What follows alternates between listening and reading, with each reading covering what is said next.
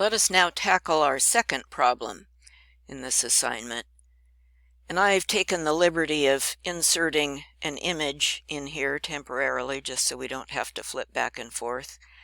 Now we're metric again, we're in kilonewtons. And he has given us two of the lines with a rise over run kind of symbol rather than degrees. So how are we going to draw those? Let's think about these one at a time. First, this 1 kilonewton force. If you have something that goes over 1 and up 1, what is that?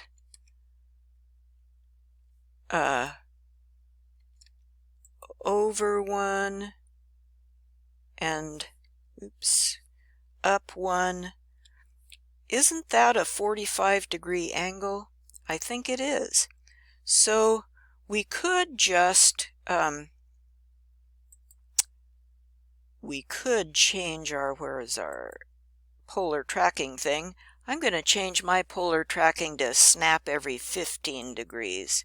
So now we're snapping every 15 degrees. And I think I will now just draw a line, start here, and I'm going to snap in. Is it saying 45? No, it's saying 135. 90 plus 45 is 135. I will enter a 1 in my dynamic box thingy and tab so I get to my angles, and yes, 135 is just right, so enter. There's that line. I didn't have to do any calculating because I know that a 45-degree triangle has the same length sides. The two sides are equal. Let's look at this 2 kilonewton force that's over 12 and up 5. The heck are we going to do there? Okay, first of all, I'm going to turn on ortho. I just find that handy. That'll make us stick to horizontal and vertical. Okay, so I'll make a line. I'll start here and I'll go over 12. I'll just hit enter. And up 5. I'll just hit enter. Okay, so I've gone over 12 and up 5. That's the right angle, but my length is not good. My length is 13 things. I don't want that, do I? No, I don't. But that's the correct angle. How can I change the length? Well, let's try. Let's just fool around with this. One thing we could do is in the O-snaps, there's this O-snap thing called extension. And I'm not sure this will work, but I want to try it. So I turned extension on. Now, when you click on a line, and then you click on the grip again, when you have extension on, see that if you can see colors, there's a sort of an orange dashed rubber band at the end of the line. Extension, see the extension word light up, will extend the line along the same angle, and you can click at whatever length you want. Theoretically, I can extend it backwards the other direction, and will this work? No, because I don't think it will. You could probably get it to work. I'm not bright enough to figure that out. So I'm going to try something else. I'm going to try a command called lengthen. Is it in here? Yes, it is. There it is. Or we could type LEN probably. Lengthen. Select an object. OK. Click. Now what do you want to do? Do I want to change it by a certain amount, which would be delta?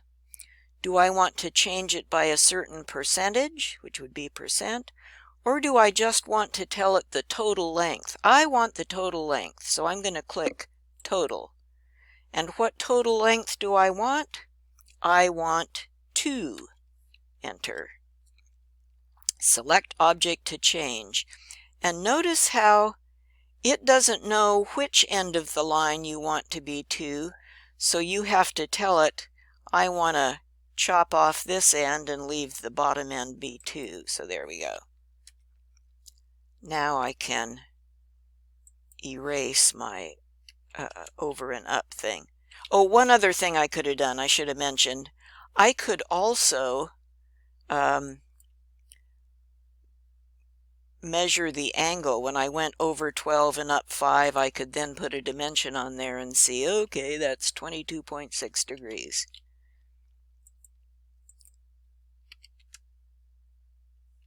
So we tried the OSNAP extension, and we tried the lengthen command, which is what we wound up using.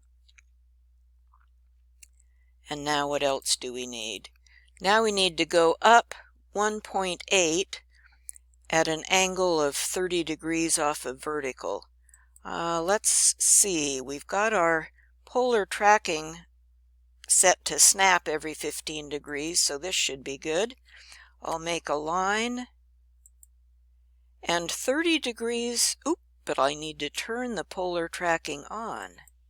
Okay, now it's making those green ghost lines. And 30 degrees away from vertical is what? It's 60. Snap. All right, there's that green ghost line lighting up, and I need this to be 1.8 long. Now I'll tab to get over to the angle and enter. Whew! All right. Now I should put my arrows on here. So I'll do my polyline thing, making stupid looking arrows. I'm turning my O snaps on and off with my F3 key is what I'm doing over here. It's very important to use O snaps when you are at the end of your line. Okay, so there are my 3 lines. I'm going to leave those there in case I mess up, and I will just make a copy of those. I'll move those over here. Right. Now I'm going to stick those 3 arrows together. Kind of doesn't matter what order, but I guess I will move this tail next to that tip, and then I will move this tail hooked onto that tip. Well, that's kind of weird looking, isn't it? And now I will get the resultant layer current so I can see what I'm doing, and I will make a line. I'll start at the start point. I'll head off to the end point. Very important to have O snaps turned on. Oh, look, our answer is supposed to be something like 3.656. Look what I'm getting, 3.656. Yay! Okay, I must come up here and make an arrow. That's part of my answer. There's my arrow. And now I need to put a length on here, and I need to dimension the angle. I'm going to switch to a different layer for dimensioning. I'll get the dimension layer. I'm going to turn ortho on so I can make a nice horizontal line here to which to dimension. Now I'll turn ortho back off. Now I will get an angle dimension, and I will dimension the angle from the resultant to the ground. It should be about 56 degrees. Oh, yay, it is. And now I will put the length on my line. I could use an aligned dimension from one end point to the other end point, and it should be about 3.656. Yep, looks good. And I'm going to edit that so I can put the kilonewtons in there. Close text editor. So there's that. Or I could, if I don't want to do that, one thing I like to do is just get some text. Oh, and sorry, I'm a typing sort of person. You could come up here and get some text in the toolbar. For this kind of situation, I rather prefer single line text because you're just putting one piece of text on here. Specify start point. Okay. Specify height. Who knows? I guess I'll go with that. Specify rotation. Ooh, I think I'll rotate my text 56 degrees. Just to be cool.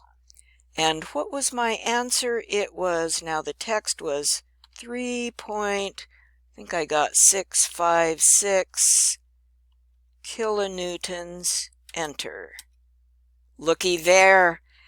Because I hit rotate in my where it said specify rotation angle, I was real cool and I put 56 degrees in there, and so I got some nicely rotated text.